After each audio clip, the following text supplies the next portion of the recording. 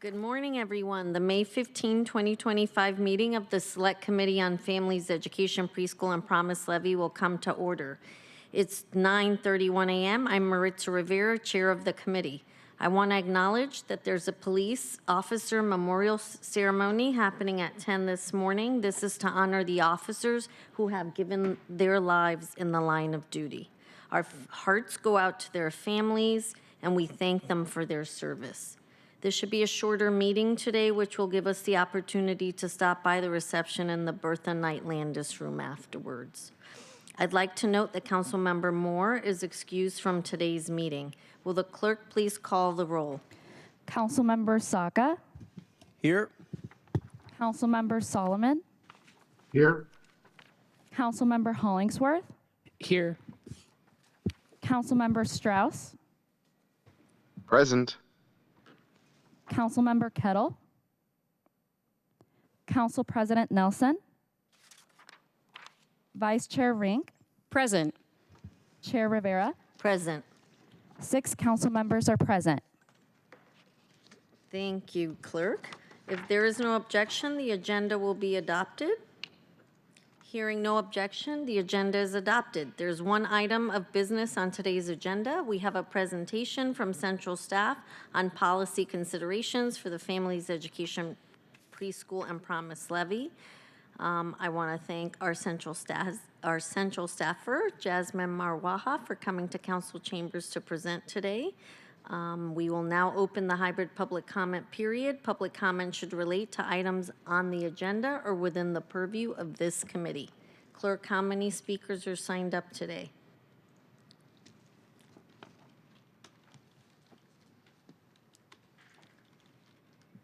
Chair, there are no speakers signed up today. Thank you, clerk. Then the public comment period is now closed. Can you please read the public comment? Will the clerk please read item 1 into the record? Agenda item 1, Council Bill 120981, an ordinance relating to regular property taxes, requesting that a special election be held concurrent with the November 4th, 2025 general election for submission to the qualified electors of the city.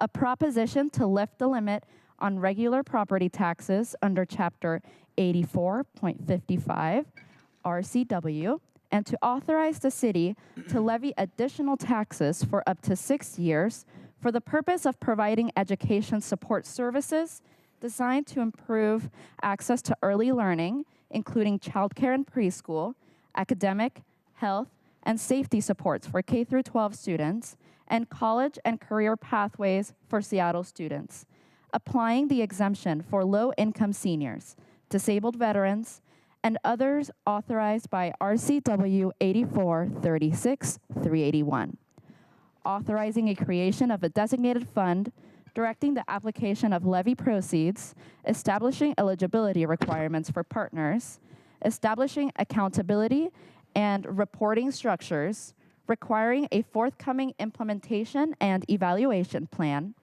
proposing a ballot title, authorizing the implementation of agreements for this levy lid lift, which will be commonly known as the Families Education Preschool and Promise Levy, and ratifying and confirming certain prior acts for briefing and discussion. Thank you. This item has been read into the record.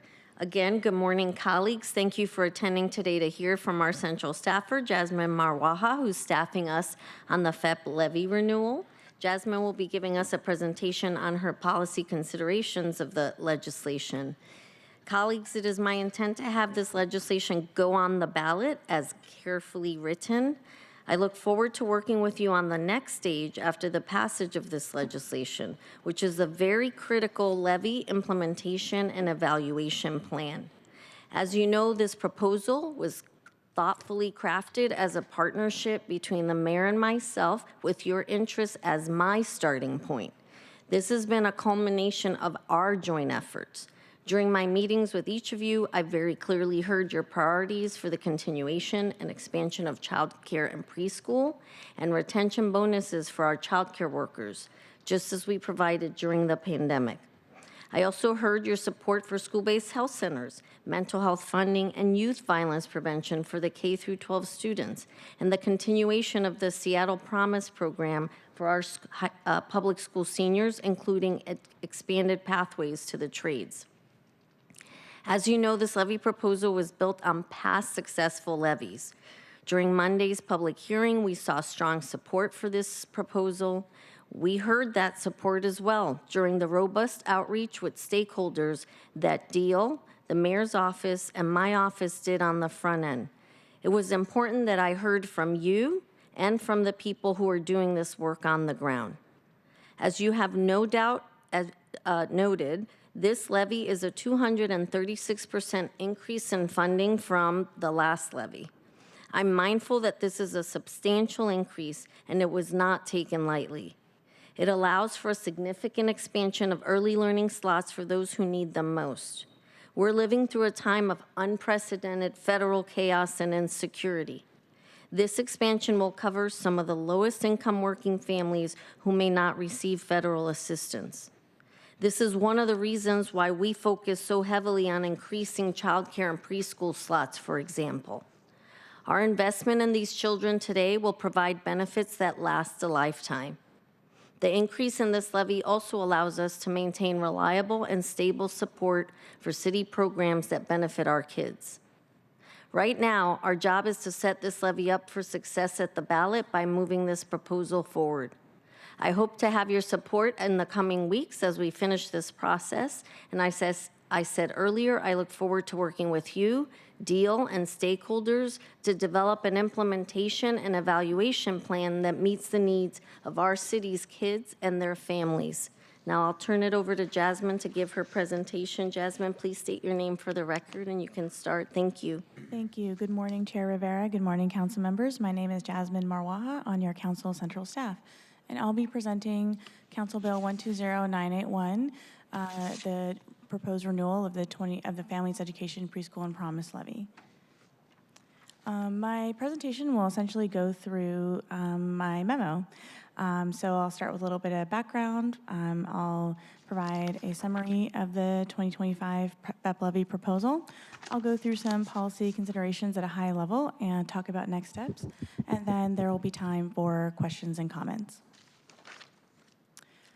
So first, as background, the city has considered and adopted 6 previous levies that have focused on education. Most recently, the 2018 Families Education Preschool and Promise Levy that combined the previous Families and Education Levy with the Seattle Preschool Program Levy, and then added Seattle Promise as well. That was $620 million over 7 years, and it expires at the end of this year, which is why we're all here today. Just a quick note, as you've heard before, I believe, in this committee, local governments may provide supplemental funding to support K through 12 students, but basic education is mandated in our state constitution to be funded by the state and the Seattle Public Schools. There are no similar restrictions on funding early childhood, pre-kindergarten, or post-secondary investments. This is the 4th time that this select committee has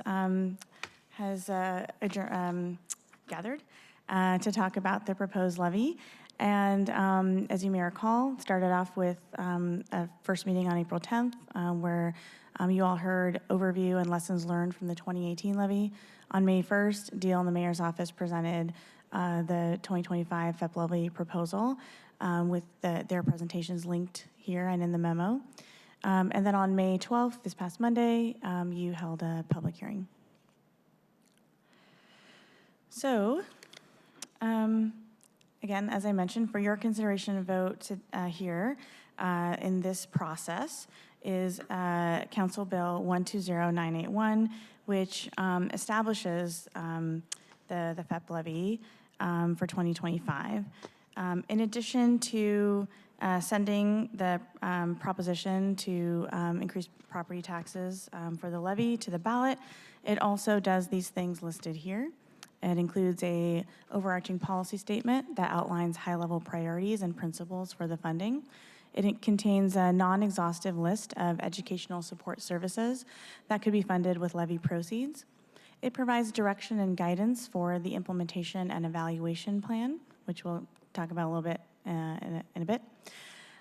It establishes and provides some scope for the Levy Oversight Committee, and it authorizes the city to enter into agreements with public and non-public entities to provide these education support services, and has some more requirements for those agreements.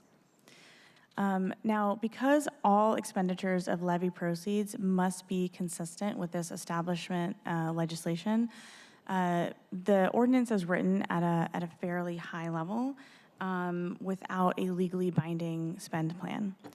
Instead, in first quarter of 2026, if this levy passes, you will be considering the implementation and evaluation plan, where you will pass a 6-year spend plan by ordinance, which can then be amended by ordinance.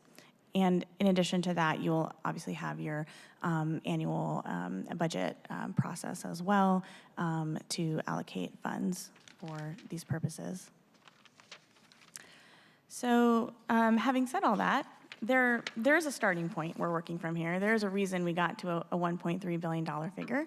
And the next couple slides kind of slice that amount up in different ways. And I should mention, too, that there are a couple of numbers we're working with. One is $1.254 billion, which is how much is estimated how much the property tax proceeds over the 6 years of the levy will be collected. And then there's $1.326 billion, which is the total estimated spend plan, because that involves 2018 FEPP levy carry forward and interest earnings as well. So the tax burden is $1.254 billion over the 6 years, but the spend plan is $1.326 billion.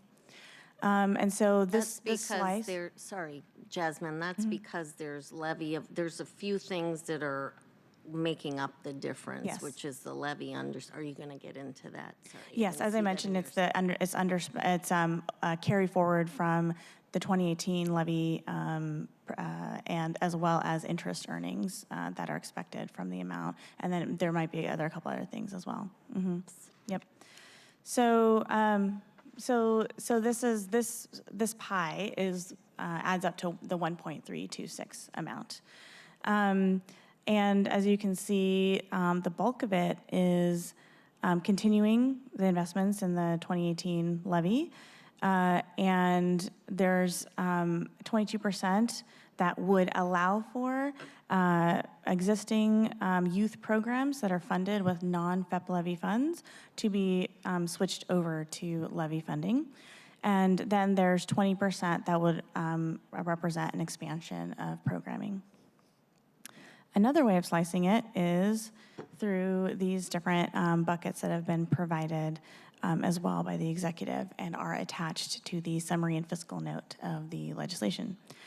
So I won't necessarily read through this chart. You can see this here, and it's also detailed in attachment 1 to my memo in terms of what made up those figures. So we'll get to the policy considerations. First, as I mentioned, the bill is written with the intention of leaving flexibility to approve more detailed appropriations within the $1.3 billion package through the adoption of the implementation and evaluation plan next year and during regular budget deliberations. However, Council may wish to scale, repurpose, or provide further direction at this stage regarding the proposed investments to advance their priorities. Or, of course, Council may choose to make no changes and wait to provide that direction in the I&E plan and the budget. The next consideration regards levy outcomes. Council Bill 120981 provides high-level priorities and principles for funding, including increasing affordability and access to services, requiring that agreements with partner organizations contain goals and outcomes, and require reports on progress towards achieving outcomes. These are written at a high level to provide flexibility, but Council may wish to provide further direction on the outcomes or goals prioritized in the levy. Or again, you can specify those outcomes and goals in the I&E plan next year. The last policy consideration involves contracting. So according to the ordinance, Deal is authorized to enter into agreements with non-public entities using a competitive process. There are a couple of exceptions that are spelled out in the levy to undergoing a competitive process.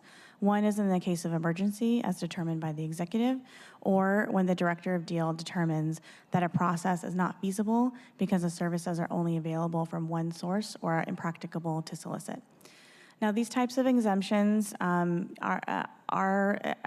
found elsewhere in our Seattle Municipal Code, but in some cases in our code, it is required that the director provide a written explanation for pursuing the exemption. So council may wish to provide this expectation of greater transparency in the levy when the department forgoes a competitive process, or council may choose to make no changes, and you can always provide this guidance in the I&E plan as well. The next steps, so in a couple weeks, we're going to gather again to discuss potential amendments. And then there's 2 other committee meetings where we could, you all can discuss and vote on potential amendments with the goal of the full council vote on June 24th. For amendments, please contact me by no later than next Thursday, so about a week from now. And ideally, you contact me earlier so we can bake things at an earlier stage. And then I will have that ready to go to place on the agenda in time for the May 29th meeting, just also keeping in mind the Memorial Day weekend there too. I think that is all I have for today. Happy to answer questions or hear comments. Thank you, Jasmine. Thank you for taking us through that. Colleagues, questions?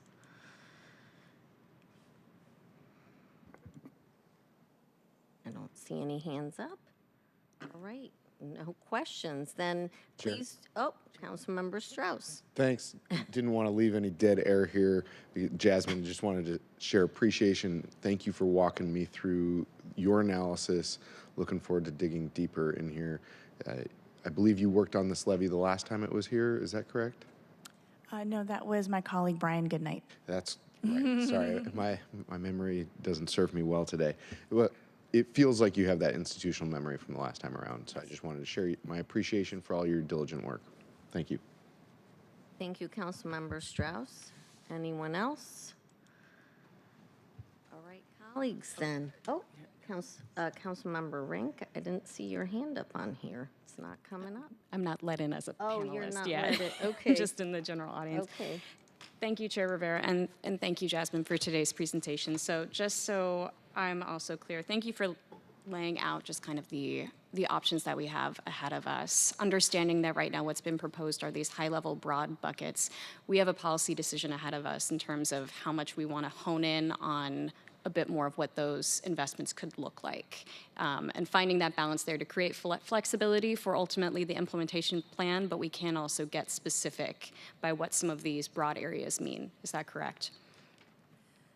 Council can choose to be as specific as it wants in the establishment ordinance, just with the knowledge that whatever the voters pass, the council cannot change.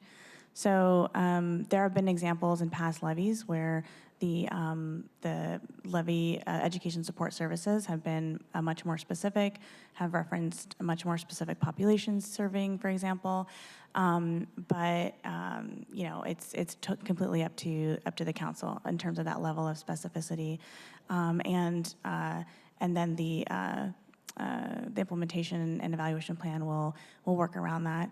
But I do believe that there, within sort of broader goals, you could have more direction around the broader goals, and still allow for that flexibility. So if that is of interest to council, again, I encourage folks to work with me as early as possible so that we can strike that right balance for whatever council member is interested in that amendment.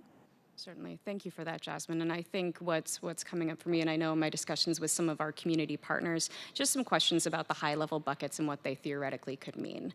Perhaps a level a little bit too broad, where they're wondering, if we move forward with this levy, does this mean this thing, particularly in the school safety bucket, could be funded? And so, colleagues, I think there's some questions related to some of the funding areas being a little bit too broad at this point, where we're hearing some of our core school and advocates that are for young people feeling like maybe there needs to be some additional specificity outlined before sending to voters, so voters know what they're signing up for.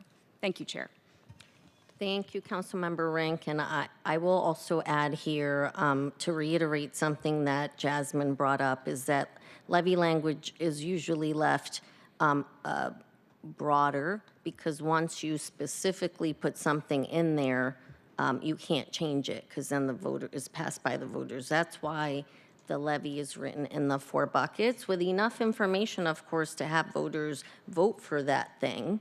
The child care, for instance, bucket, and, there's going to be the K through 12 investments, et cetera. The levy implementation and evaluation plan is the area where you can really designate these things. We can as council, because we have to approve the implementation and evaluation plan. And so you can get as specific as you want in that plan. But really the goal of this is to get this on the ballot with enough information, obviously, to have voters support it. But it locks you in if you get, I would say, in the weeds in the levy language. And that's why most levies are written that way. This isn't particular to this levy. This is true of all levies, if you go back and look at the levy language. So I encourage you to do so. Any other questions? All right, then. Oh, Councilmember Saka, the hands are not coming up on this today. All good. Thank you, Madam Chair.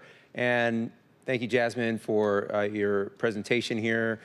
Always, with levies, always need to strike the right balance between allowing for maximum flexibility should voters choose to approve this, and also providing specificity around key areas that people can get excited about. And that's a delicate balance.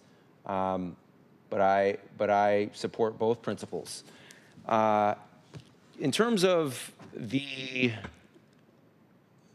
historical precedent, Jasmine, I understand you didn't personally work on the last levy, but that was Brian Goodnight. But would just be curious to better understand high level, I guess, A, if any council changes were made, B, high level, if yes, what the scope of those changes were, and then if, over the past 2 or 3 FEPP levies, that would be helpful to better understand as well for context. Thank Now you. or later, if you need to follow up. I think I can definitely provide more of that analysis for you and follow up with you. Thank you. Any other questions? Councilmember Saka? Councilmember Hollingsworth? The hand thing is not working up here, so I want to make sure. Okay, you're good. Thank you. All right, and I agree with you, Councilmember Saka. You need to have the guidance in the levy language, so I was not suggesting it's either or. I'm saying there is specificity in here on those buckets, very clear. What we are trying to accomplish with this levy. We have to do so. It's responsible to do so when we're asking voters to tax themselves at this level. So that specificity is in there. The weeds specificity is usually in the implementation plan process, because that's you don't do programmatic pieces in the levies. That is contained, as you know, from having done the transportation levy in the implementation plan. So that's all I was trying to distinguish, but agree that we need to be responsible to voters, so they need to know what they're passing. So thank you for those comments, Councilmember Saka. All right. Seeing no further questions, Council President Nelson was excused. Apologies, I didn't say that earlier. And, sorry, let me get to this portion of my script. Okay, seeing no further questions or comments, this concludes the May 15th, 2025 meeting of the Select Committee on the Families Education Preschool and Promise Levy. Our next committee meeting is scheduled for Thursday, May 29th, 2025 at 9:30 a.m. If there's no further business, this meeting will adjourn. I will say, colleagues, actually, when you get with Jasmine on any changes that you would like to see or anything of that nature, please do let our office know so that we are prepared. Thank you. Hearing no further business, it's 9:56 a.m. and this meeting is adjourned. Thank you all.